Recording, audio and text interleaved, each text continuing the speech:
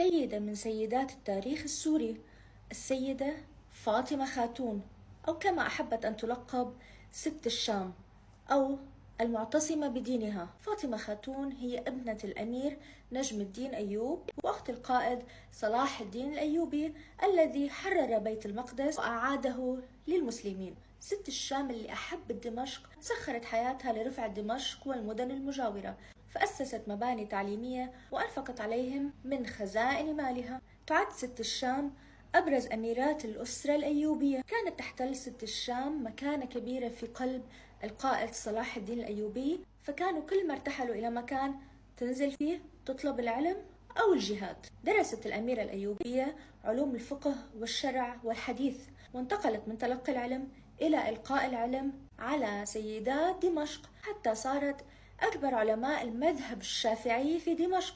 تعلمت ست الشام صناعة الدواء والطب، وأسست أول مصنع للأدوية، في حين كان هذا المجال حكرا على الرجال، وكانت تورد الأدوية لجيش أخيها القائد صلاح الدين الأيوبي. كان هذا المصنع قبلة للنساء الراغبات في العمل، وانضم إليها 100 امرأة، ولكن كان عندها شروط. الأول حفظ كتاب الله، أما الثاني فمهارة ركوب الخيل. وعند سؤالها عن الشرط الثاني قالت: ما أراهن إلا مجاهدات يحتجن إلى ركوب ظهر الخيل عندما يكن في الجيش الإسلامي. كان اهتمامها بالعلم والعلماء أبرز ما يميزها، فأنشأت المدرسة البرانية اللي كانت خارج أسوار دمشق القديمة، والتي كانت من أكبر مدارس الفقه في الشام، وبعد ذلك تحولت إلى جامعة. كانت تخشى الأميرة الأيوبية على مدرستها تلك من التعدي عليها بعد وفاتها، فأشهدت قاضي القضاة في دمشق ومعه 40 شاهدا من أعيان المدينة الثقات